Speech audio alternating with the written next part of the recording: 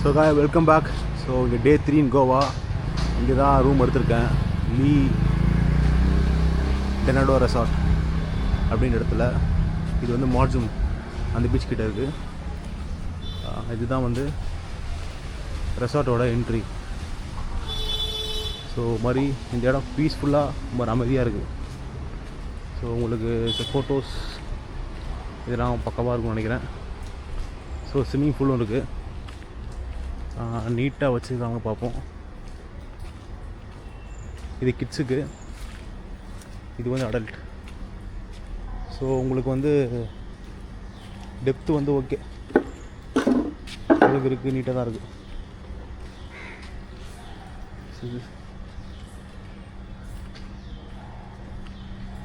So எங்களோட room வந்து கீழே தான். இந்த மாதிரிலாம் கொடுத்து அழகாக இருக்குது இதெல்லாம்.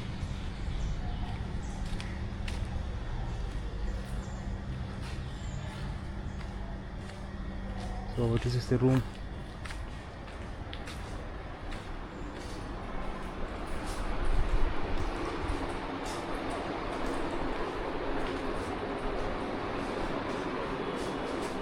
Wardrobe. இது உள்ள வந்து ப்ரைவேட் இது இருக்குது. நம்ம ஆக்சஸரி வச்சுருக்கு. இதுதான் உள்ள ஒட்டாதான் தெரில, ஆகும்னு நினைக்கிறேன். ஸோ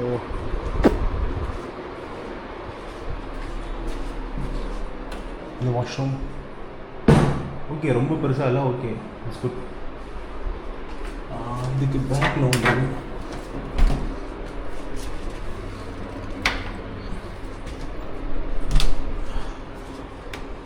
பேக்ரவுண்ட் இல்லை, சும்மா வருது தான். ஓகே,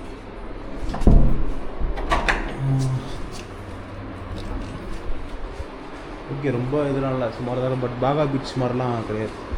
அது ரொம்ப சூப்பராக இருந்தது. அது ரொம்ப ஹாப்பனிங்காக இருந்தது. இது ரொம்ப வந்து சைலண்ட்டாக அமைதியாக இருக்குது. ஓகே, நாங்கள் பக்கத்தில் 2-3 கெஃபேலாம் இருக்குது. இதெல்லாம் போய்ட்டு எக்ஸ்ப்ளோர் பண்ணிட்டு இங்கே பக்கத்தில் வந்து இந்த மார்ஜின் பீச்சில் போய்ட்டு some ஹாப்பனிங்ஸ் இருக்குன்றாங்க. அதை பார்த்துட்டு நான் கண்டினியூ பண்ணுறேன்.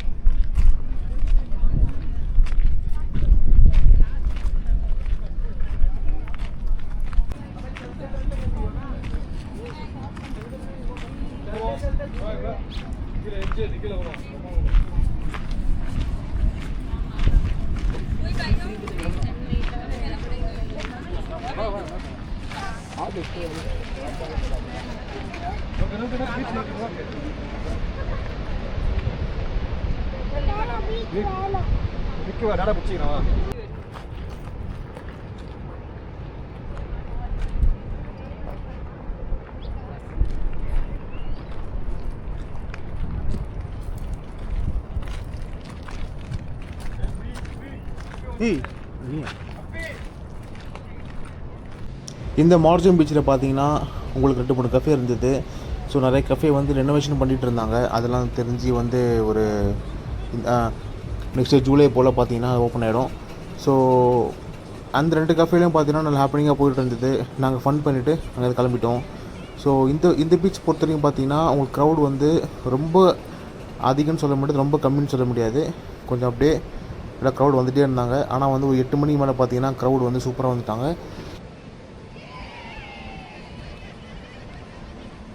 நாங்கள் கோவாவில் ஃபுல்லாக என்ஜாய் பண்ணிவிட்டு வரும்போது பார்த்திங்கன்னா திலாரி வழியாக வந்தோம். திலாரி வந்து மகாராஷ்டிரா ரூட்டு.